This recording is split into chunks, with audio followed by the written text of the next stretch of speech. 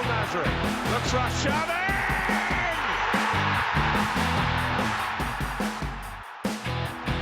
Gabriel Martinelli jusqu'au bout. Oh, il a fait l'exploit de Gabriel Martinelli, le coast to coast façon NBA pour relancer les Gunners.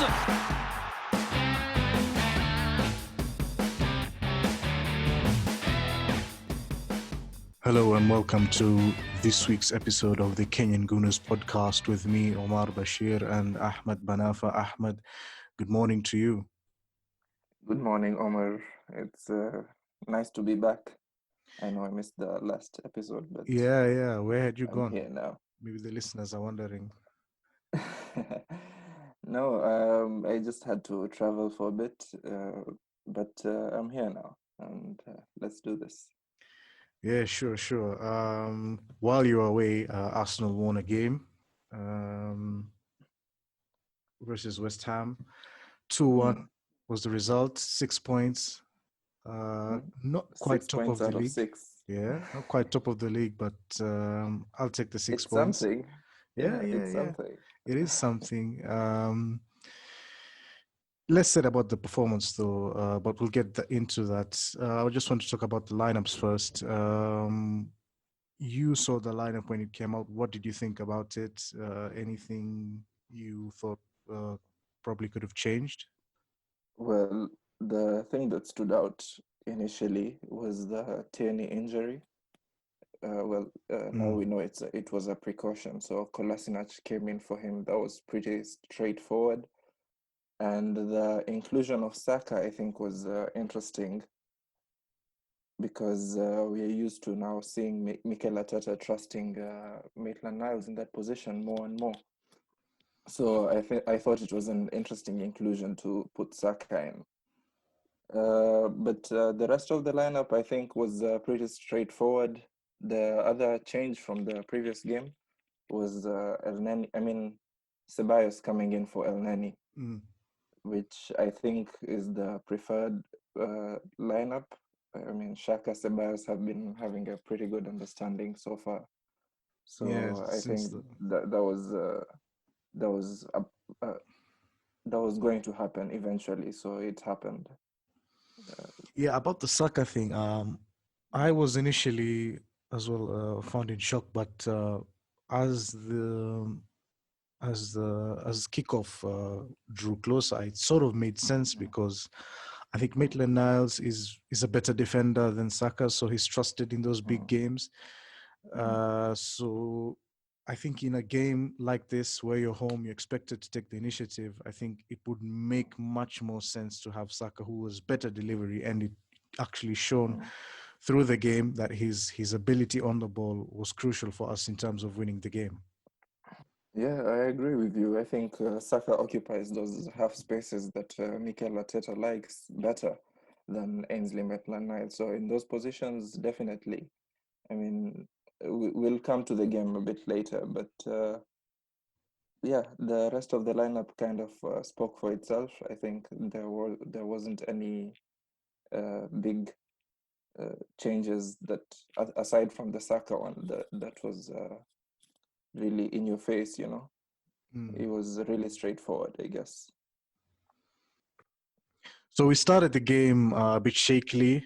I think West Ham really played very well in the first 15, 20 minutes. So the goal that we scored came a bit against the run of play, but it was good play overall. Saka in the half spaces, as you mentioned before, the pass into Aubameyang, who delayed the cross, picked out Lacazette beautifully, Lacazette scoring the header, which was his 50th goal for Arsenal. Good goal overall. Yeah. I mean, the game, it was I don't know if you noticed it was Xhaka into Saka into Oba, then Laka. Shaka Laka. Yeah, Xhaka Saka Laka. Yeah. That was I don't know, that was funny for me. But yeah, that was a really well made goal by Arsenal. You're right, we did start shakily. I don't know if it was nerves, playing back at the Emirates for the first time, there's no way of knowing, but we really misplaced a lot of passes when we started over that first 15, 20 minutes. But if you think about it, looking back at the game, it seemed worse than it was on first viewing. I don't know if you noticed that. Yeah, I mean, we didn't play that bad. I think all credit has to go to West Ham. I think we played very well. I think they sort of knew what we were trying to do, and they set up very well. I think not only defensively but offensively they caused a lot of problems. Yeah, Fornals, with I think Mikel Fornals played Antonio very up top. well. Mikel Antonio definitely Antonio, of harassing, course. Holding, the likes of Holding. That was an interesting battle to watch as the game progressed. Yeah. Antonio, of course, gets all the plaudits because he scored the goal. He played very well. But I think the roles of the other forwards, I think it was Fornals and goodness, I can't remember who it was on the other side, but they were playing very well. I think defensively they were good, and then was it Bowen, Maswaku? yeah, Bowen was very Bowen and the Fornals. I think they played very well. I think defensively they were good. They tucked in alongside Antonio, and then when they got the ball, I think they were very quick to join Antonio in the attack. So I think they played very well. So credit has to go to them. We score the goal, and then it's pretty much after the goal. I think we get a bit of confidence. I think we pass a bit better, but I think West Ham were clearly the better side. I mean, I don't know about that. Sure, they countered us very well with their deep block, but and we couldn't get through them. So you could speak from their defensive point of view. I mean, they were a very well drilled side, but to call them better than us, I mean, even on paper, I mean, when you look at their stats, overall possession, we topped it. Overall Okay. shots, they weren't that much better in terms of shots. I mean, most of their shots, they looked threatening, but it wasn't that bad. Okay, what I meant to say by better, I think they, in terms of their game plan went better than ours did. I think we had possession, but with very little penetration. I think we had 6-7 shots in the game. When you're at home, I think that's not good enough, which speaks to other underlying issues, which we'll of course get to. But I think in terms of their game plan, I think they pretty much carried out 95% of it. I think that's why I'm saying they played better, because I think what they tried to do, they did it. Yeah. With that, I agree. I mean, they clearly, I mean, even Mikel Arteta spoke to it, alluded to it, that David Moyes' sides are usually very well drilled, and I mean, our mistakes also didn't help. The misplaced passes. Arteta himself said, "There's no side that can survive such." There's no system in the world that can survive such a game. I mean, if your own team, if your own team is playing passes like that, it's a risky kind of game. Yeah, so I think the game goes on okay. I think until halftime, very good counterattack from West Ham. But I was really, I just want to talk about this. I mean, I love Shaka, what he's been doing basically since Mikel Arteta came. He's been very, very good.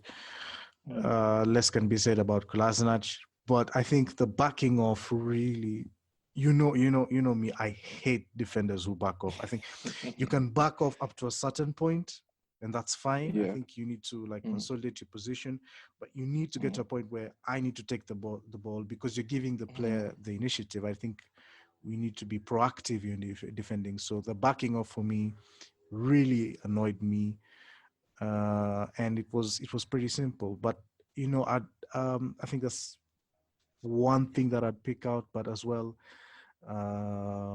it was a good counterattack from West Ham because they caught us off on the break. I think the players had gone forward, so it was a good attack from West Ham. But the backing off from Kolasinac and Xhaka really annoyed me. Yeah, I mean, I don't know. There's a thing with these guys that you mentioned. Okay, Shaka has been phenomenal lately, but and credit where credit is due. I mean, he's really one of the core members of our team, so I can appreciate a mistake from him every now and like now. I mean, but Kolasinac, I don't know. I just don't like him in that system that we're playing right now. It doesn't suit him, and I don't think he's comfortable playing the way Arteta wants him to play. Um, so I think that's part of the. I mean, that's the player's issue. You know, I mean, he should be the one trying to deal with it because we've been seeing it time and time again, and it's been really frustrating to watch. You can't just let a player back off, and that to me, I think I texted you this. Was it during or after the game that's where we missed Tierney the most because, well, sure, Tierney plays more forward passes, but as well, Tierney I think is the better defender Yeah. because he really stands up to his man when he's one on one. And I think we really missed Tierney on that left flank that day. Yeah, I think you raise a good point. I think defensively he is better, and probably if he was in that scenario, he defends that ball better, and we probably go into the lead half time. Would never know, but yeah, you get that's a good point. So we go into half time 1-1. I think you couldn't really complain about the result at halftime. I mean, it seemed like a No, you fair thing. I think, couldn't. yeah, we Yeah. scored the goal, but I think West Ham were for full value for the equalizer. But you also know at halftime, I think the way we started, you know, we talked about the first 15, 20 minutes, but even in the first 5 minutes, I think we had a couple of efforts. I think Lacazette was a bit hesitant to shoot. I don't know if you remember that. Oh yeah. It came into him. Yeah, I think it was from. twice actually. It came into him twice. Once I think it was from Saka, and then he was hesitant to shoot, so he laid it off to Willian, and then Willian put the ball back into his feet, and that Oh yeah. was It was that one outstanding. scenario. I think. I Yeah, think. I think the first had one. he taken a shot there, you know, at least we could have seen something. You know, I mean, we can't say anything now because he didn't take a shot, but had he taken a shot, maybe something would have happened. Yeah, I think I think that was a the missed opportunity. the first scenario, I think I can give him that, but the second one, he has to take it as a quick snapshot. I mean, when he gets it to the feet, it's at a good pace. He can hit it, get it on target. Anything can happen. I don't know. Maybe he's going through something. Hopefully, it goes away very quickly. So halftime, 1-1. We go into the second half. We're trying, we're pushing, but nothing seems to work. But I thought, although as well, I think Ceballos and Xhaka played very well in the second half. I mean, not very well, but it was an improvement to what they played in the first half, and which now alludes to what you're talking about, that partnership is basically the best that we've got in midfield right now. Yeah. Yeah, I think we controlled the game a bit better in the second half, although we started a bit shakily all the same.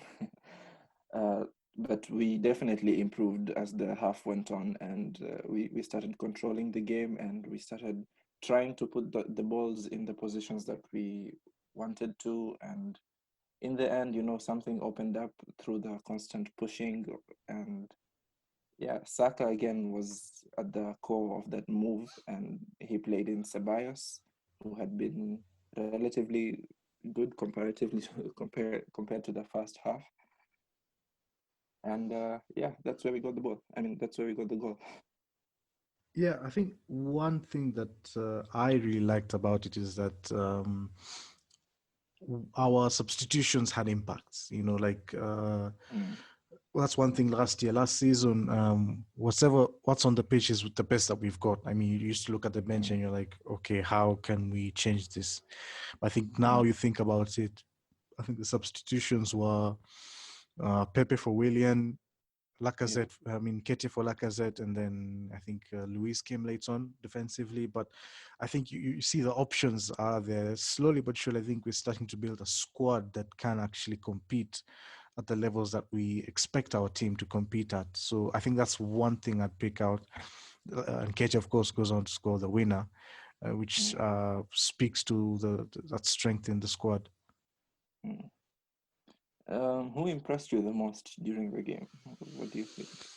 Well, Gabriel, I think that's the easy one. I think it was a tough game. I think this is the first game that he's been tested defensively. I don't think Fulham really did it for him. Did it for him defensively. I think it was a tough game against a tough opponent in Mikel Antonio. I think he did very well. He was okay. He stood his ground. He was good in the air, on the ball as well. Didn't really play he played some good passes into midfield, to be fair. But I think he was the best of an indifferent performance, shall we say? I agree with that. I think not any one person had that good a game, but Gabriel definitely stood out. I think there was a time he made this block from West Ham shot. I don't know if you remember that. Yeah, the one, the Leno fumble, isn't it? Blocked it. Was it the Leno fumble? Yeah. Oh, Leno was terrible. I think it was thereabouts. I wouldn't say it. Okay, the thing with Leno in is Leno standards, he's a shot stopper. In Leno standards, that was a bad game. That was a bad game. I think he looked, I don't know. I think maybe it's rustiness. I think we sort of kind of forget that he was out for quite a while. And he's coming into a very difficult, I think the Fulham game, again, you put a caveat on that. It's really was a non-contest. But he did well in the Fulham game. I think this one was a bit challenging. West Ham are a very, very big team as well, so they really put on the pressure on him. I think it's an area of his game which he can improve, and I think if he does improve on that, he can do it. But I just think this wasn't one of the strong Leno performances that we're grown so accustomed to.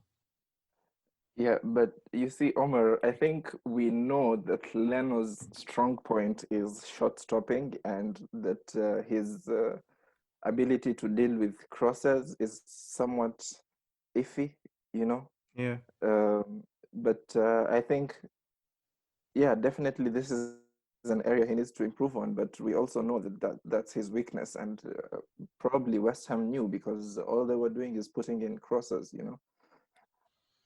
It was an area of his game they were looking to exploit, and I think they did it. It's an area where Martinez was really calm and collected, and he would just snatch the ball from the air, where Leno looks to punch away the ball, Yeah. It's a bit different. I don't know. Makes you wonder if we made the right decision as regards to Leno vis-a-vis Martinez. But I think overall Leno is the better shot stopper, and that's maybe why we stuck with Leno and did away with Martinez. Yeah, I think, well, I think people seem to view Martinez in this rose-tinted glass. He was great for us, but he's only played 15 Premier League games. Leno has played more Premier League games than him, despite Martinez being here a longer time. And most people have sort of forgotten how Leno was good. I think we know that he's good, but there's the recent bias of Martinez. I think what Martinez is better than Leno for sure is coming out for crosses. But I think in terms of passing, I think Leno is better. I think shot stopping Leno is better. And I think where we want to be as a team, I think Leno is what we need more of. I think in terms of coming out for crosses and things like that, he could improve. He's only 28. I mean, that's Yeah. relatively young for a He's goalkeeper. 28. So he could improve on that as his career progresses. So I don't know. I think with the Martinez thing, I think we did the best that we could on that. I think we got a good player. We couldn't really offer him what he wanted, so we got a very good fee out of him. And hopefully that money is invested in the squad in areas that we need midfield, and hopefully that we progress from this. Did you see he saved a penalty? Of course, he saved the penalty. I mean, what else did you expect? The only thing that was left now is First that he had game to out save of the queen. Arsenal, he saves a penalty. That's his first save, by the way. I mean, that's crazy. I mean, honestly, I genuinely wish Martinez the best. I really want him to do Yeah. well at at Aston Villa, Yeah. except against Yeah. Arsenal. Yeah, of course. Yeah. So 2-1, we win the game, 6 points.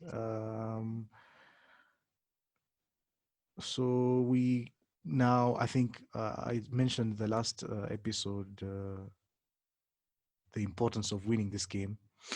Yeah.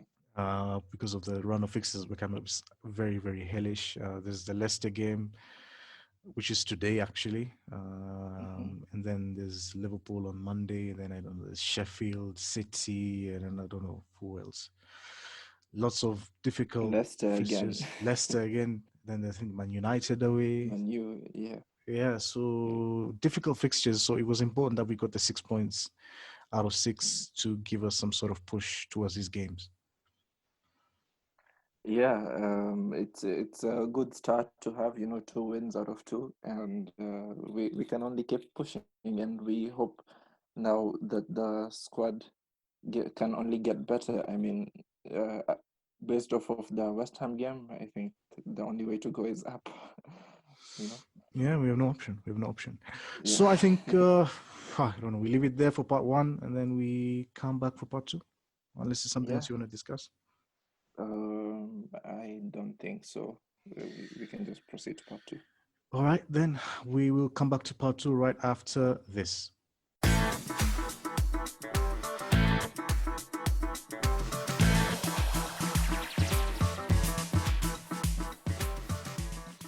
Welcome back to part 2 of the Kenyan Gunners podcast. You can follow us on our various social media sites on Twitter, Instagram, Facebook, and YouTube at Kenyan Gunners Pod. We have a game today in the Carabao Cup, no less, against Leicester City away from home. In terms of how highly you rate this game, from Squillaci to Henry, how big is this game to you?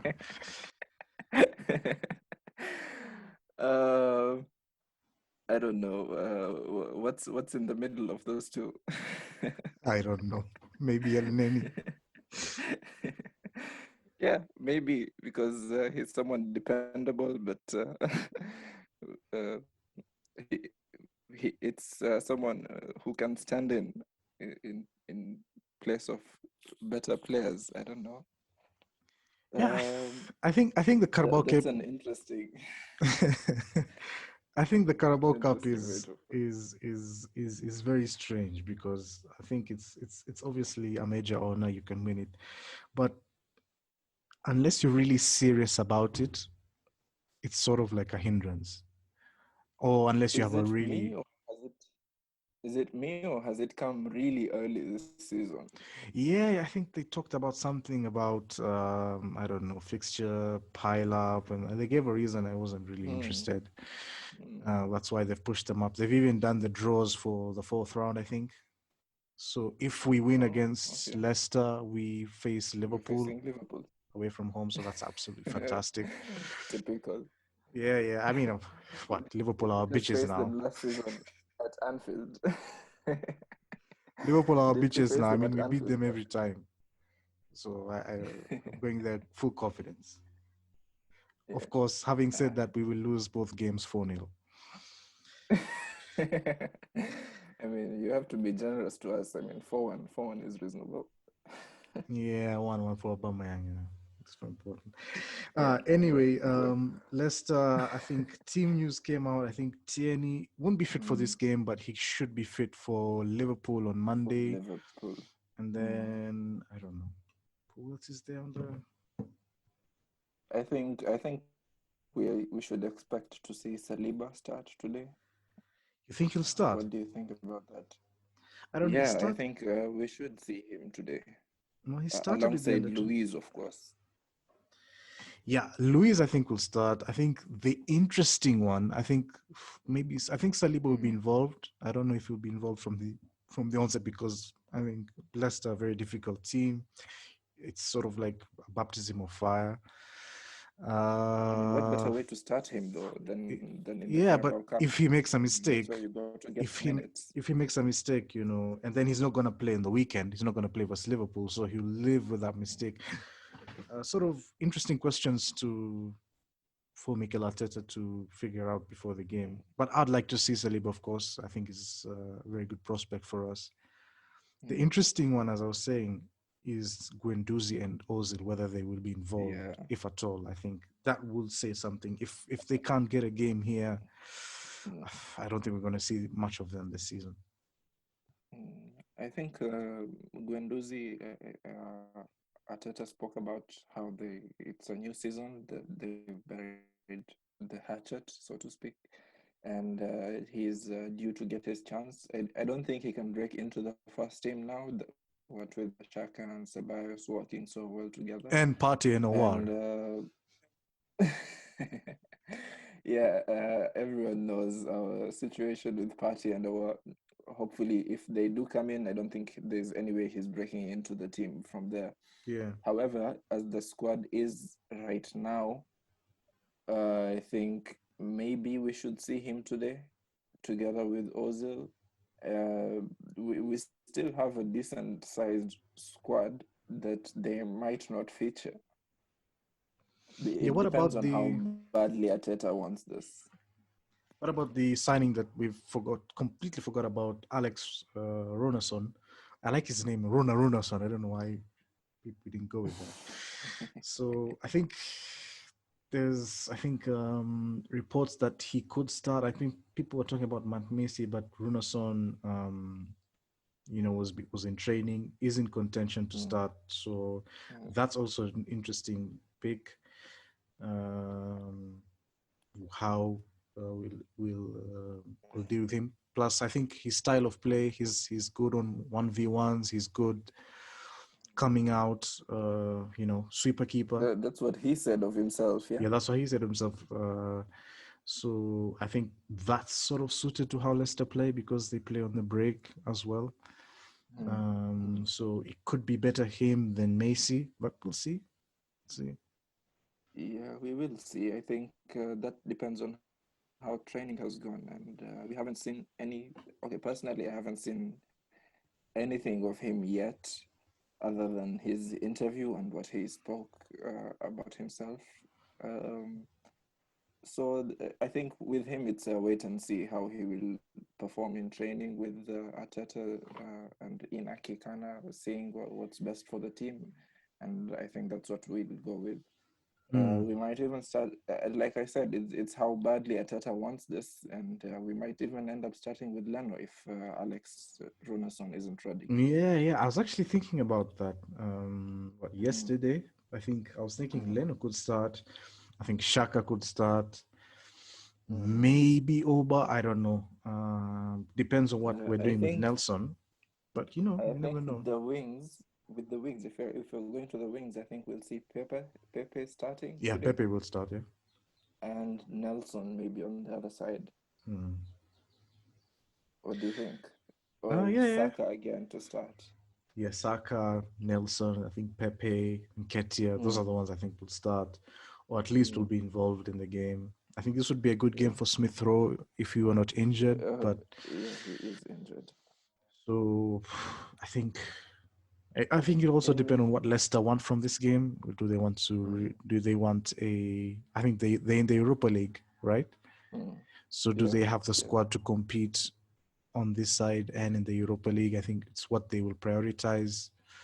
I think their lineup will sort of dictate more than anything ours, because we know ours will be weakened. I think whether theirs will be weakened, that now remains to be seen. I think Arteta spoke about this, the boss. He said that now there's so many top teams. I think every trophy has become like something A premium, really yeah. major. Yeah. So I think any kind of silverware a team can win, I think people will try and go for that. I think so. I don't think he will take it lightly. Sure, we need to play the youngsters, but I think some of that experience that we need, I think he will put some experienced players in. You spoke about Shaka. I think Shaka El Neni will be the midfield two, Mm-hmm. the central midfield pairing for this game. For the back four, that's the center backs. I think Luis and Saliba will start, although I can't be too sure. I think Kolasinac will start. So back three. Yeah, I think back three. I think Kolasinac, Luis, I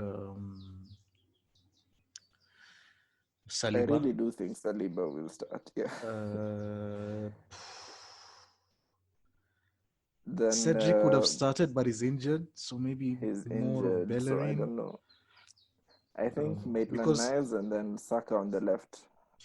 here's the thing. I think Maitland-Niles won't play, or he might play because of the Liverpool game. I think the Liverpool game he will start. So it's about, do you risk him in this game? But then he's a very athletic guy. He could play this game, and then he could play on Monday. So, I mean, a lot of I mean, questions for Mikel that's Arteta the on this. thing. Yeah, we have a long wait between the two games. I mean, it's Wednesday to Monday, so Mm. I think he can play. Even Shaka. That's why I'm saying Shaka can play today. Yeah, I So think Shaka Maitland-Niles will also start, is. I think, on the right with Pepe up ahead of him, and on the left, I think we'll see Saka with I think Nelson ahead of him. And then in the middle, we'll either see Guendouzi, El Neni, Shaka, and Ozil in front of them, or what's his name, Willock. Yeah, Willock. Yeah. I don't know. Just have to wait and see. Hopefully, the boys put in a good performance at the very least, Yeah. and we'll see how that goes. Mm. But I think everybody's eyes are on Monday. Liverpool away from home, Anfield. I think the last time we won there, I was 6 years old or something like that. Um, it's one thing we need to improve on is our away record. I think the last time we won away from home, away to a big six opponent, was I think City to 2015, and the famous 2015, yeah. game that we played. One of Cazorla's stand-up performances in an Arsenal shirt. I think ever since then we've not won away from home. I think it's something that we need to really, really seriously address. But I think, for me, I think what the most important thing is going there and putting out a performance. I don't expect us to win, even if we lose. But if we lose, playing a system where we feel comfortable and we create problems, I think that will bode well. Rather I than us think going there and capitulating.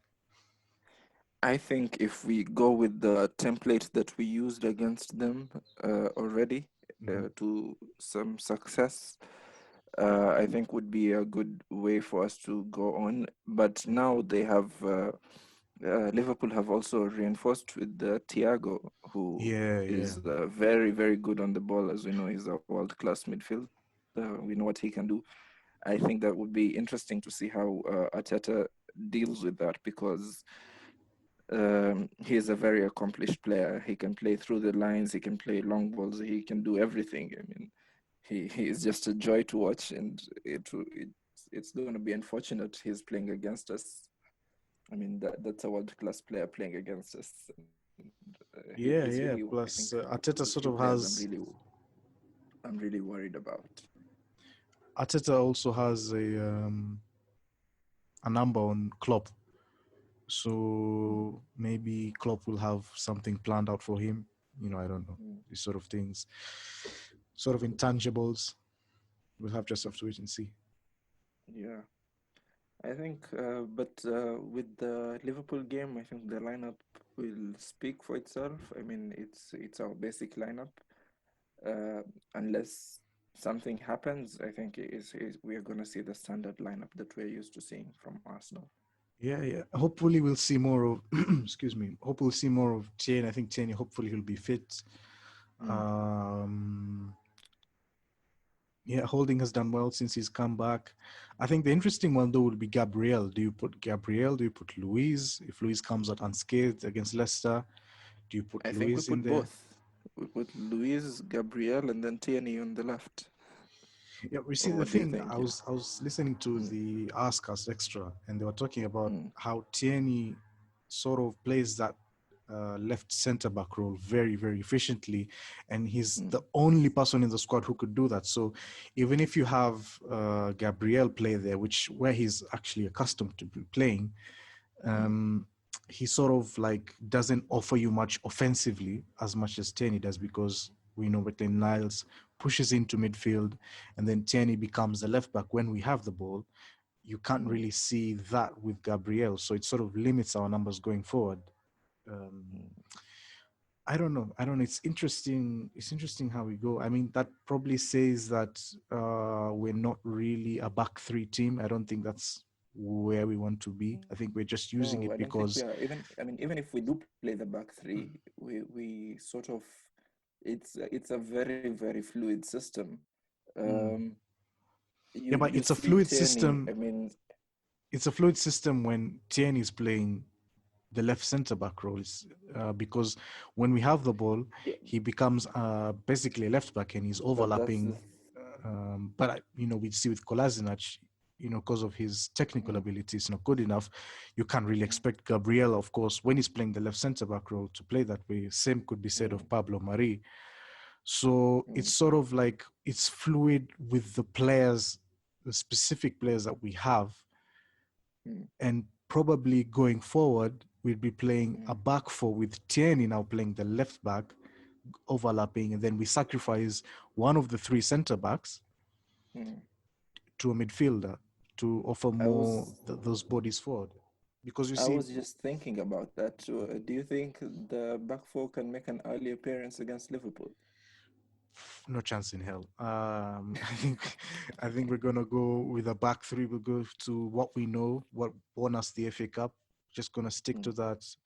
I think we'll probably see that. I think even if hopefully, fingers crossed, when we get War and Pate, um, they will not be thrown straight into the team. I think it will be a mm, slow process of bringing them in. So I think we'd see probably the back four. I would see it probably coming in late December, early January. I think maybe we'll start to see shades of it.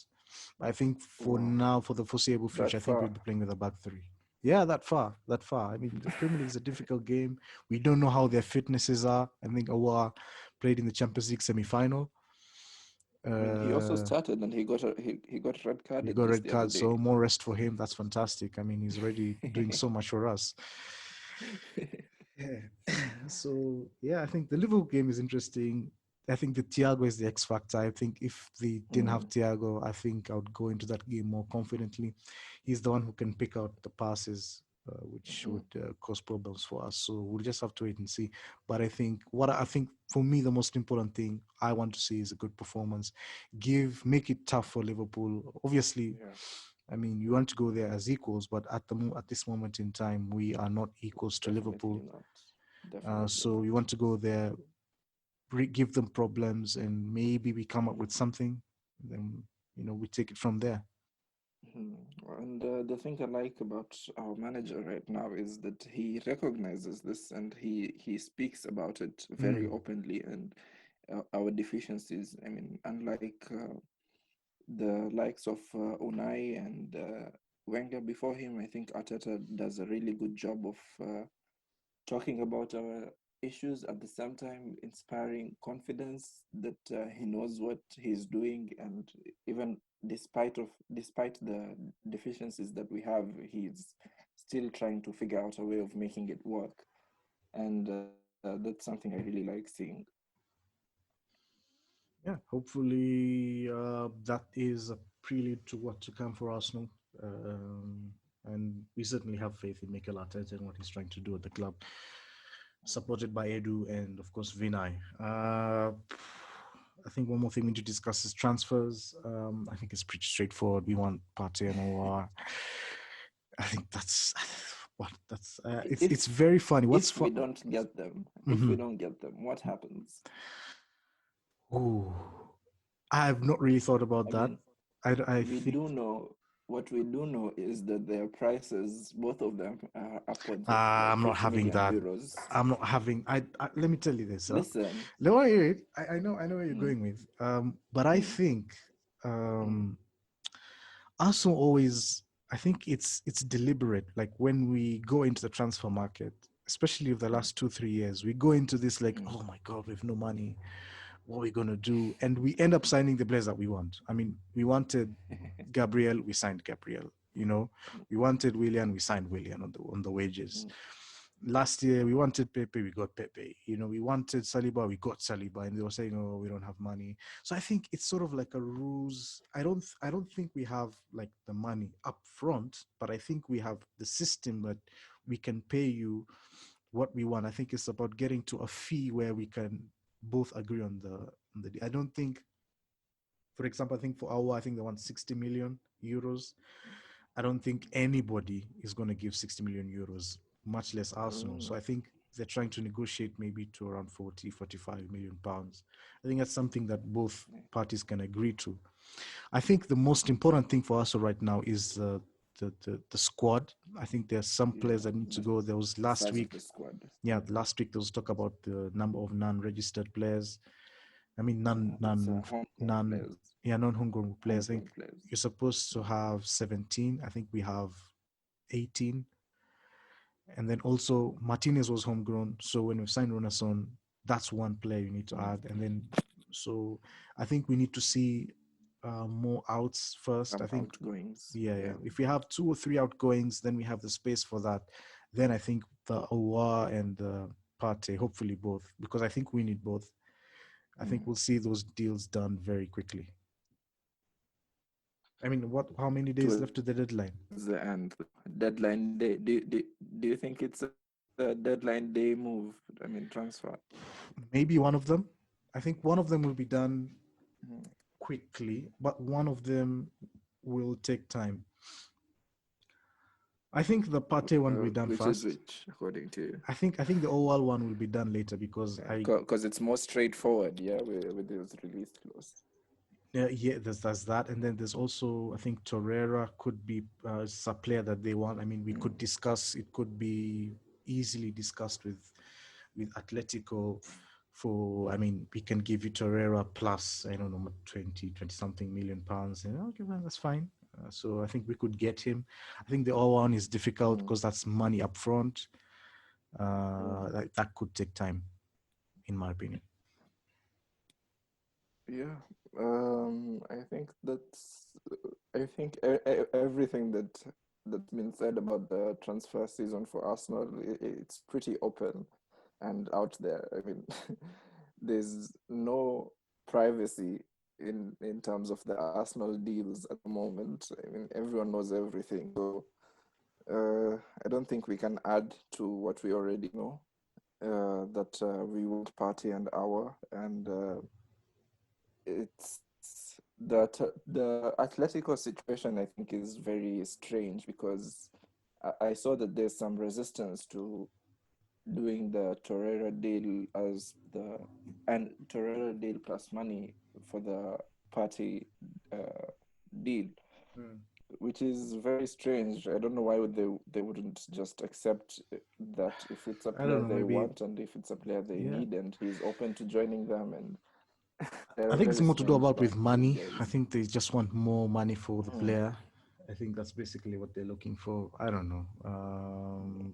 Transfers are basically complicated, so we'll just have to wait and see how this one goes. Hopefully, we get those players because, as the game on the weekend alluded, we do need these sort of players. Yeah, we definitely need a induction squad. So yeah, I think we should leave it there unless there's something else you want to discuss. For me right now, I think that's all. Yeah. Anything else, I think, will be dictated by the rest of the transfer window and the upcoming games, which we are yet to see what's coming. Yeah, well, hopefully everything goes as we get. We get Owa, Partey, Messi. I don't know, everybody else that can get out there and we beat everybody on our way to our 14th league title. A lot of people, by the way, were taking the mick. This is the season. Yes, a lot of people are taking out the nick of me. Last episode's podcast was we're going to win the league. Obviously, I was writing that in sarcasm. But I mean, come on, Arsenal in the league, really, really, maybe. Anyway, thank you for joining us. Not this season. I mean, never say never. Anyway, yeah, not this season. I like your optimism. Yeah, wait until next week. I'll be shouting at them. You know how I am. Anyway, thank you, Ahmed, for being with us here today. Finally, last week you were not here, so I think the listeners will be glad you're back. Thank you to the listeners for listening to us. For those who are here on our journey, we really appreciate you. Again, I'd invite you to follow our various social medias for the various updates at Kenya's Gunners Pod on Instagram, Facebook, Twitter, and YouTube. We will see you after Liverpool? Yes. Thank you, Omar, for having me. Absolutely, absolutely. Yeah, after Liverpool, let's make it Tuesday if you can. Yeah, Tuesday. Hopefully, we'll have a new pod out for you. Thank you guys for listening. Cheers. Kwaheri. Yeah, cheers.